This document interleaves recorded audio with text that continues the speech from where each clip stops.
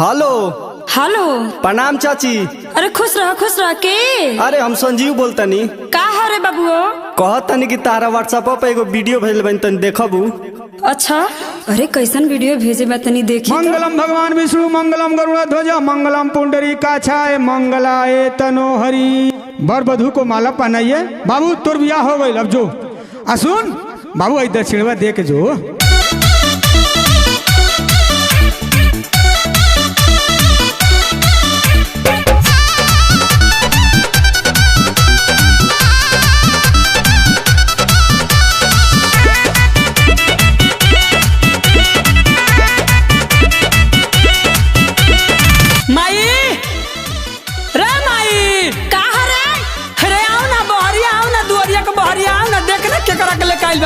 तोहर सब लीला देखनी है और तोहर बक्सी जान जाइए ना तो तोहरा के काट के फेंक दी है। अरे माई का टाइम पास कर भेल देख ना फोटो नु ले खेल बनाते तू तार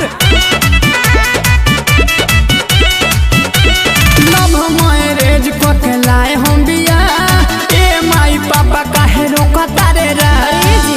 इन लव मैरिज कथी होला जी? तोहरा ना बुझाई।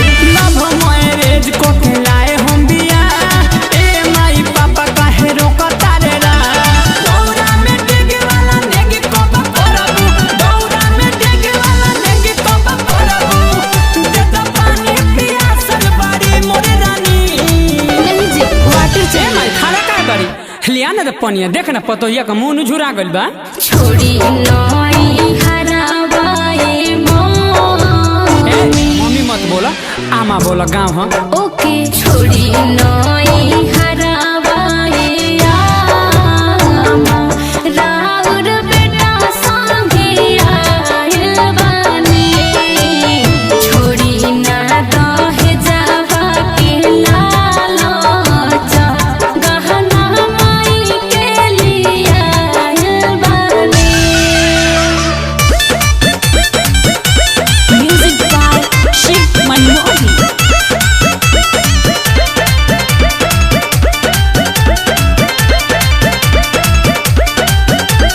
शहर के लड़की हिया अच्छा रे माई तोहके मानी पढ़ल लिखल बिया एही साला जीत पराधानी ससुरत में चुनाव लड़बो। दिन रात करब सेवाए अम्मा जीवन के राउर दासी। घर से हमरा के निकालब तो लागल हमहू फांसी। औलाद तोहरा होइए पापा औलाद तोहरा होइए पापा लड़ता रहता है पतिदार खानी देख ले बाबू अगर मर गइल तो हम मर जाएं। इतना प्यार करते हैं जी। छोड़ी नई हरावाए मामी जी। रे तोरो के कोई बे समझाई ओह सॉरी। छोड़ी नई हरावाए आमा राउर बेटा संगे आइल बानी।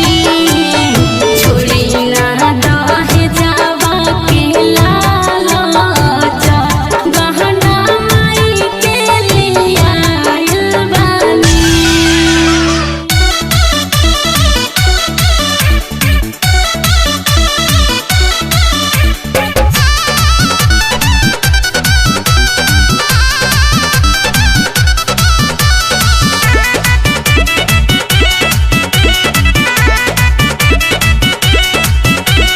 भाग्य से बिया भेटाइल बने वाली बिया बबुआ के माई बाबूजी गुस्सा थूक दी समाचार माया सुनाई ए जी मान जाए ना। तू कुछ चाहता रुका।